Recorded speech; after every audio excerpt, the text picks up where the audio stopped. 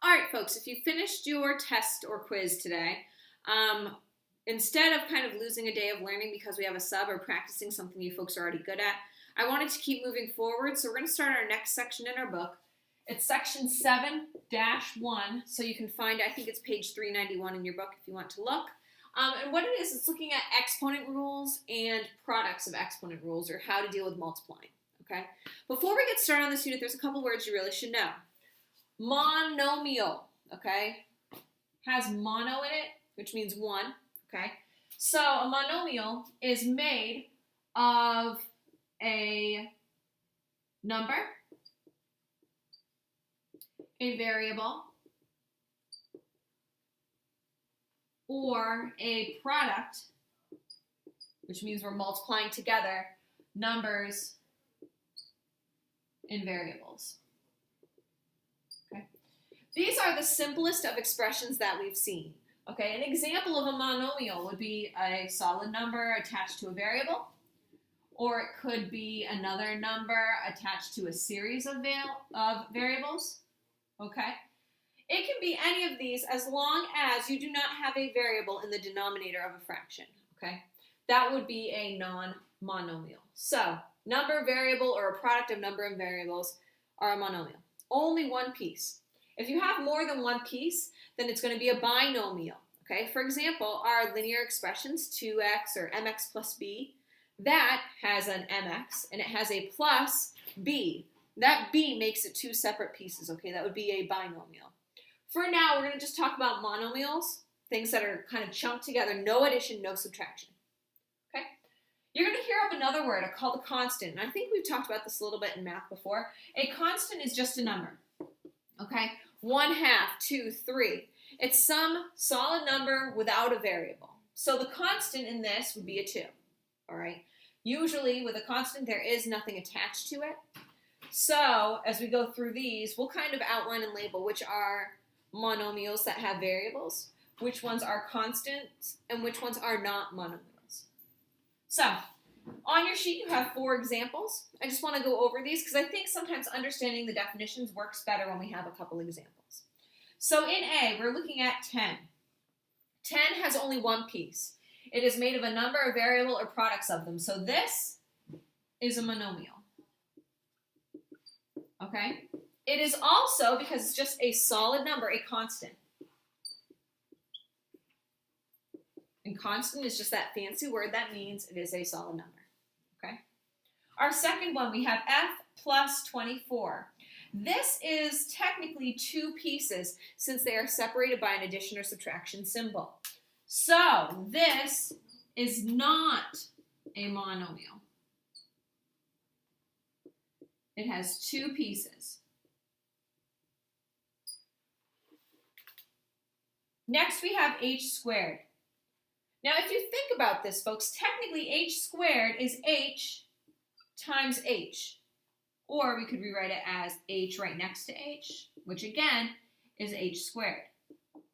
Technically, this is a variable, h, right? And it is a product. It is 2 letters being multiplied by each other.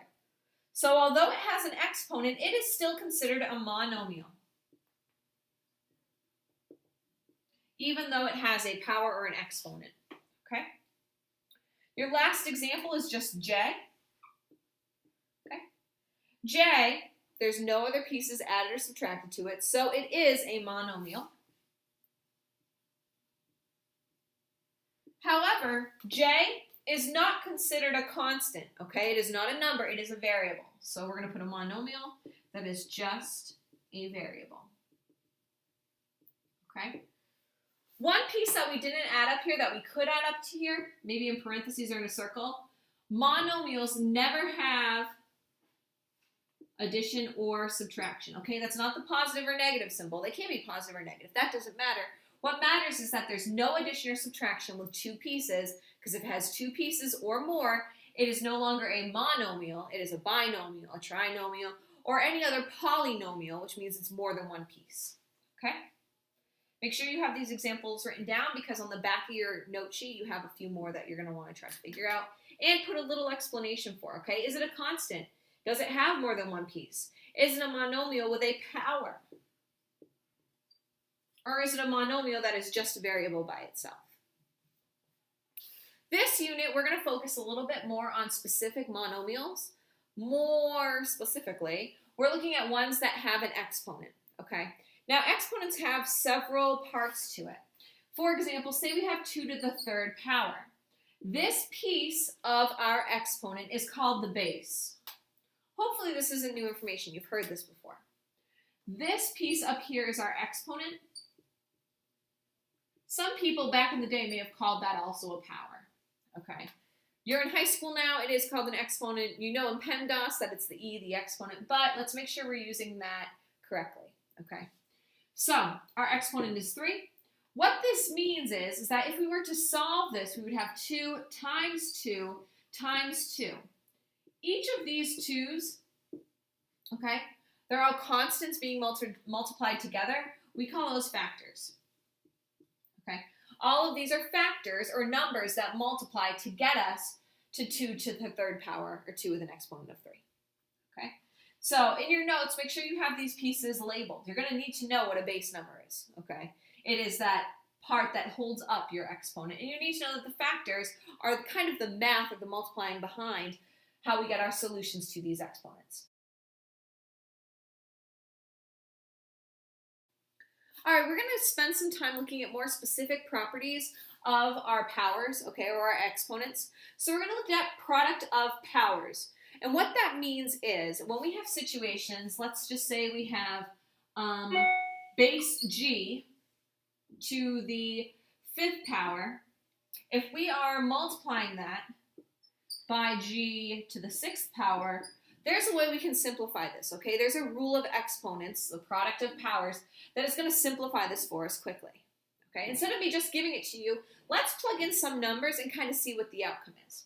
So I like 2's because I can multiply by 2 quick, so that's what we're going to use. Let's do 2 to the 3rd power times 2 to the 2nd power and see what that comes, 2 to what power is going to happen here.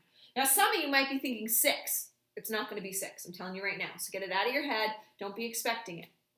If we do 2 to the 3rd power, we have 2 times 2 times 2. So 2 times 2 is 4, times 2 is 6. If we do 2 to the 2nd power, we have 2 times 2, which is 4. 6 times 4 is 24. So now the question is 2 to what power equals 24? Okay, what is this chunk going to be here? So 2 to the 3rd is 6, so this is 2 to the 3rd.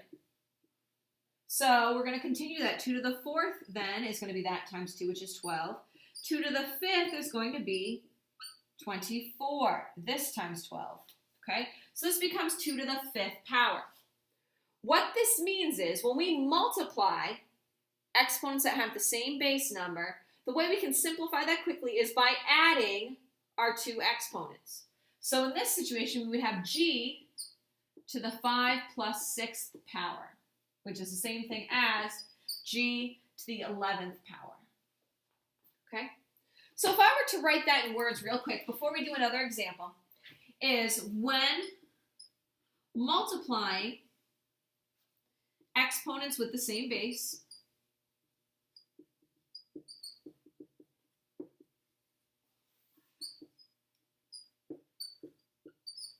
okay, when multiplying exponents with the same base, just add, and that's the big clincher here, the powers together.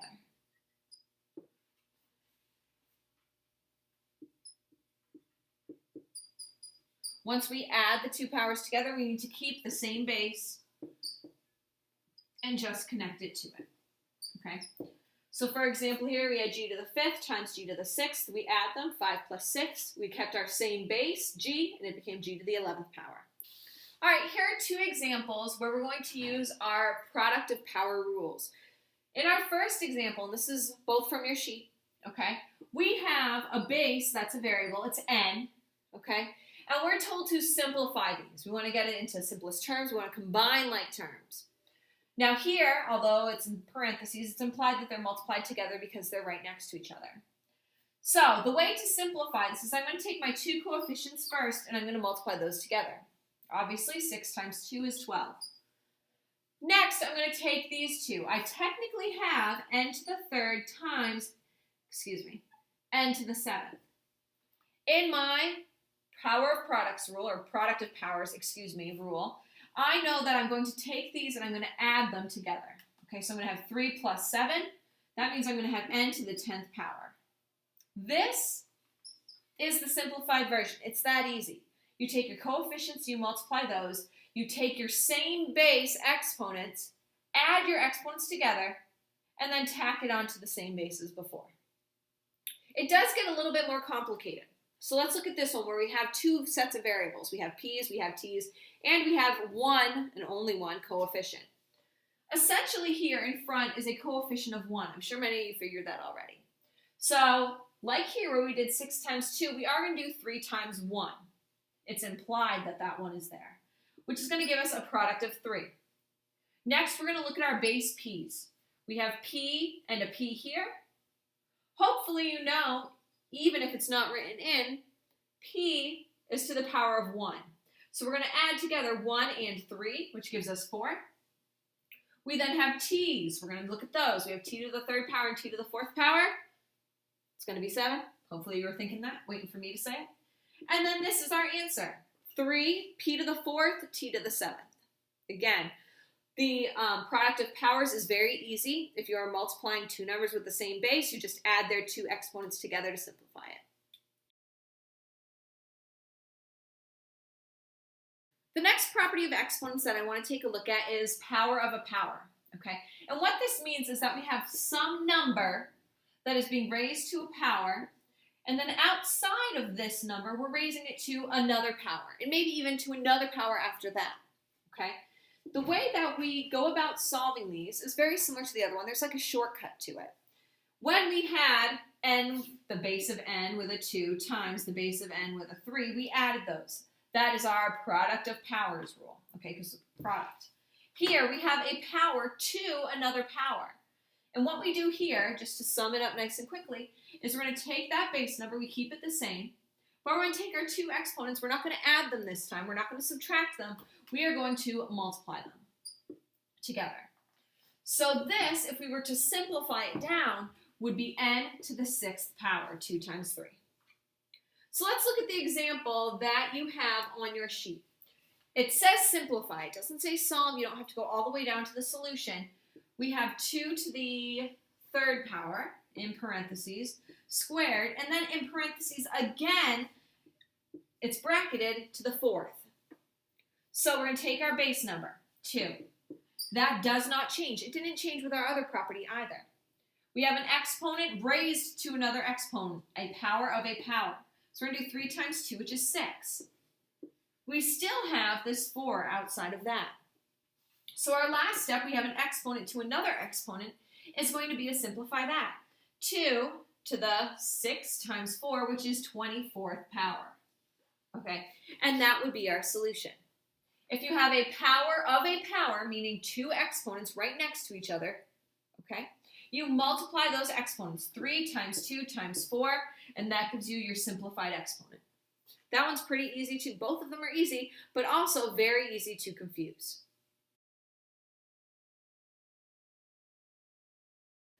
The third and last rule that we're going to look at is the power of a product rule. This is on the back side of your sheet, so make sure you flip it over. You should see a little circle like this one on there. Okay? And to do this one, we have a nice example. But what this means is what happens if we have some things being multiplied together and an exponent on the outside, maybe even exponents on the inside. How do we handle a situation now that kind of combines both of the rules that we just were looking at? So, for example here, they gave us a circle. They're asking what is the area of this circle, being that its radius is a monomial. Okay, again, a monomial is variables and numbers. They can have an exponent, because remember, that's just repeated multiplication. And they're all together as one piece, no addition, no subtraction. So we see that this clearly is a monomial. The reason why we use the power of a product rule here, and you'll see when we plug it in, is that we have to take this radius, which is this little halfway across our circle, and square it. So if we're going to continue solving for our area, we're going to have pi times our radius, which is 2xy squared. Okay? So there's a couple things going on here. We have a number on the outside. We're going to hold off on that. We have a bunch of numbers on the inside, a monomial. They're not being added together. They're just all being multiplied. And then we have an exponent on the outside. Now, what this property, the power of a product is, okay, is we have product here, the answer to a multiplication problem, and a power on the outside. We're going to use somewhat the distributive property. We're going to send this power to every single piece in order to simplify it. Okay? So this becomes pi. Now the pi is not being squared, only the radius is squared, so that stays on the outside, times 2 squared, times, because there's timesing right here, x squared, times y squared squared. Now this is a rule we just spoke about. If we have some monomial squared with an exponent on the outside, we're going to multiply those. They're both 2, so it seems like we're adding, but we're really doing 2 times 2. Okay? And that's going to simplify right down to y to the 4th power. Now we can do a little bit of simplifying. We can do 2 squared, 2 times 2, which is 4. So we have pi times 4 times x squared times y to the 4th. Okay? Now normally a nitpicky thing in mathematics is that if you have a constant as part of your equation, you should slide it towards the front, especially if it's part of your monomial. Okay? Your coefficient is usually right in the beginning. So we should rewrite it just to be nitpicky like this. And this is going to be the area of this circle. If they told us what y or x was, we could plug those in and solve, but really this is as simple as this is going to be. Big idea for power of a product, okay? The big word idea is that if you have some product inside parentheses, some monomial made of several pieces, and there's an exponent on the outside, you distribute that exponent to each piece in order to get your simplification, okay? Distribute the exponent across the parentheses to all parts that make up our product. All right, folks, so on the bottom of this page right here, there's some additional practice problems that I want you to try. For some of you, you have all block. Okay, so what I really want you to do is take some time, try these out. I'm going to give this key just the bottom part answers to the sub so you can check your answers. If your answers are looking good, you do have homework in the ebook tonight, numbers 1 through 20, page 394, not 49. So do some practice, do the homework in the ebook. If you end up having to do most of this at home, okay, so you spend most of the class finishing up your assessment, do half of these and then start the ebook yourself, okay? I want this entire ebook assignment done, though. I don't see you folks on Monday, but I do see you on Tuesday, so make sure that it's done for Tuesday's class.